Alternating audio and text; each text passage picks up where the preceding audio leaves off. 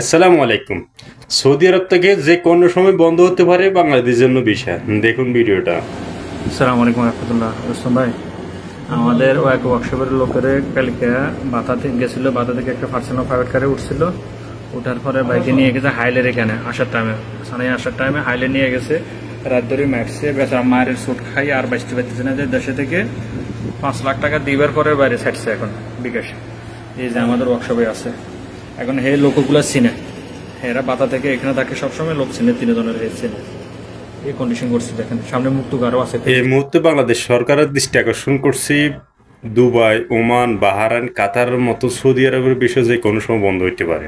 শুধু এদের কারণে দেখেন বাংলাদেশের মতো সৌদি আরবে এসে খুন খারাপি, অপহরণ, চুরি মামলা, বিভিন্ন অপকর্মের সাথে এরা জড়িত।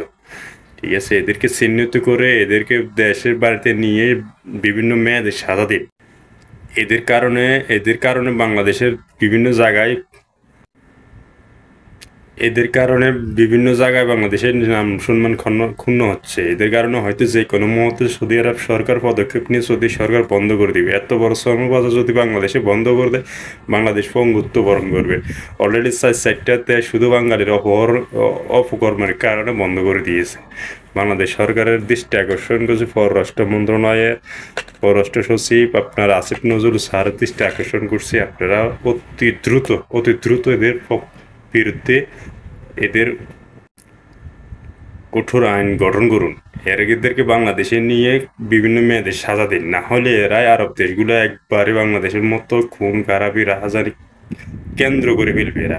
দেখেন গত সপ্তাহ, এর আগে বিগত 3-4-6-5 মাস এই অবস্থা করে রিয়াদ বাতাতে একটা জায়গা আছে, এখানে অপহরণ করছে নিয়মিত। তো শুনতে আছেন, এখানে জিম্মি করে তারা বাংলাদেশ থেকে তাদের বিকাশ নাম্বারের মাধ্যমে টাকা 5-6-7 লাখ টাকা করে নিয়ে যাচ্ছে। এটা কি কোনো মতে কাম্য নয়। বাংলাদেশ সরকার এটা নিয়ে উপযুক্ত সাজা না দিলে এটা কখনো বন্ধ হবে না। আমার কথা বলার ধরন হয়তো ভালো না, তাই গুছিয়ে কথা বলতে পারতেছি না, তবে এই বিষয়ে খুবই খুবই খারাপ লাগছে। ঠিক আছে, দেখেন এইসব মানুষগুলা, নিরীহ মানুষগুলা দিনে রাতে পরিশ্রম করে দেশ বাড়িতে টাকা ভাড়ানোর জন্য এরাই যখন যায় বিভিন্ন রকমের চিন্তা ভাবনা করে রোডঘাটে হাঁটে, আর এতে উড়ায় ট্যাক্সিতে উঠে এদেরকে নিয়ে যায়। ঠিক, এরা সহজ সরল মানুষ দেশ বাড়িতে ফোন দিয়ে 4 লাখ 5 লাখ 7 লাখ 10 লাখ টাকা সাদা চাকরি করে, তখন দিতে পারতে হয়, কারণ এদেরকে মারধর করতেছে।